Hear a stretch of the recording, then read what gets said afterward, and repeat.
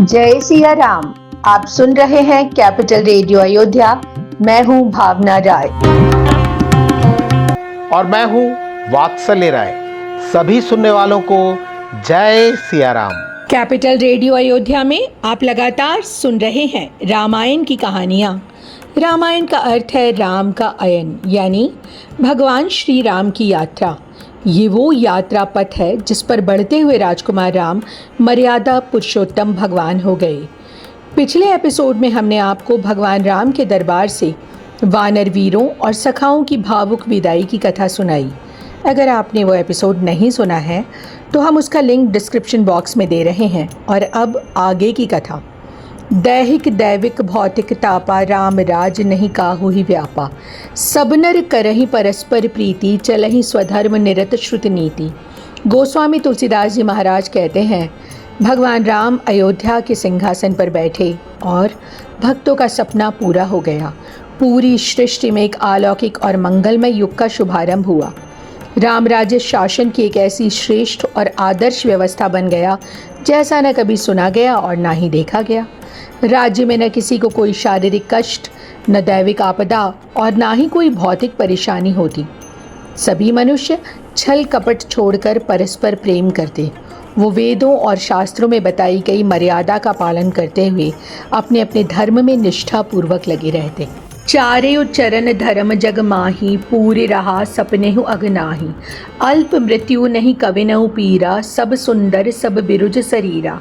भगवान राम के राज्य में धर्म अपने चारों चरणों सत्य, पवित्रता, दया और दान के साथ संपूर्ण जगत में पूरी तरह प्रतिष्ठित हो गया।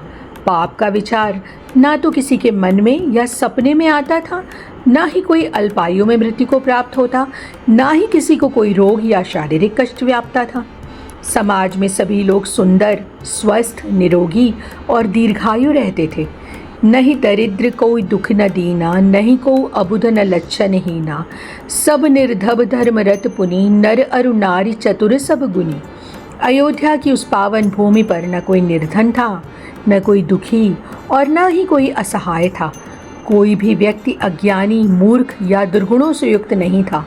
सभी स्त्री पुरुष अत्यंत चतुर, धर्मपरायण, सर्वगुण संपन्न और दूसरों के उपकार को मानने वाले थे। फूलहि फरहि सदा तरु कानन, रहेहि एक संग गज पंचानन।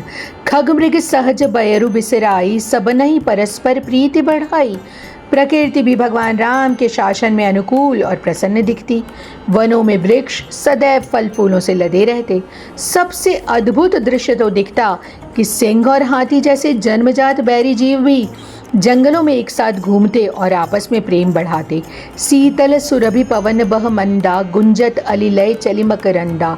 सरिता सकल बहहि बरबारी, शीतल अमल स्वाद सुखकारी। अयोध्या और आसपास के क्षेत्रों में सदैव शीतल, मंद और सुगंधित पवन बहती रहती। नदियों में निर्मल, स्वच्छ और मीठा जल बहता। गायें इच्छा के अनुसार दूध देती और धरती सदा हरी भरी फसलों से सुशोभित रहकर अन्न प्रदान करती। पति अनुकूल सदा रह सीता, शोभा खानी सुशील बिनीता। जानति कृपा सिंधु प्रभुताई, सेवति चरण कमल मन लाई। सारे वैभव और संपदा की स्वामिनी माता सीता अत्यंत विनम्रता और निष्ठा के साथ भगवान राम के अनुकूल रहकर उनके चरणों की सेवा करती। राजमहल में सेवा के लिए अनेक दास दासियां थीं, फिर भी माता सीता स्वयं भगवान राम और अपनी सासू माँ कौशल्या जी सहित पूरे परिवार की सेवा करना अपना परम सौभाग्य मानती थीं। दुई सुत सुंदर सीता जाए, लवकुश वेद पुराणन गाए। दोई बिजई बिनई गुण मंदिर, हरि प्रतिबिंब मनहु अति सुंदर। इसी सुखद समय में माता सीता के गर्भ से लव और कुश नाम के दो परम सुंदर, पराक्रमी और तेजस्वी पुत्रों का जन्म हुआ। भगवान राम के तीनों भाइयों लक्ष्मण, भरत और शत्रुघ्न जी के भी दो दो अत्यंत गुणी और सुशील पुत्र हुए, जिससे अयोध्या का राज दरबार नित नए आनंद और उत्सवों से खिल उठा। राम करहि भ्रातन पर प्रीति, नाना भांति सिखावहि नीति। हर्षित रहे नगर के लोगा, करहि सकल सुर दुर्लभ भोगा। भगवान राम अपने सभी भाइयों पर अपार स्नेह बरसाते और उन्हें प्रजापालन तथा राजनीति की गूढ़ नीतियाँ सिखाते। अयोध्या के समस्त नागरिक दिन रात साथ प्रभु के चरणों में भक्ति की प्रार्थना करते और ऐसे दिव्य सुखों का आनंद लेते जो देवताओं के लिए भी अत्यंत दुर्लभ माने गए हैं। सब उदार सब पर उपकारी, विप्र चरण सेवक नर नारी, राम काज कर सुख संपदा, बरणी सकई फनीस सारदा। गोस्वामी तुलसीदास जी महाराज कहते हैं कि भगवान राम के राज्य की अलौकिक सुख संपदा और वैभव का पूरा वर्णन तो स्वयं शेषनाग और माता सरस्वती भी नहीं कर सकते। चारों भाई सदा प्रजा के कल्याण में तत्पर रहते और संपूर्ण राम राज्य में केवल आनंद ही आनंद छाया रहता। इस एपिसोड में इतना ही। अगले अंक में हम आपको सुनाएंगे आगे की कथा।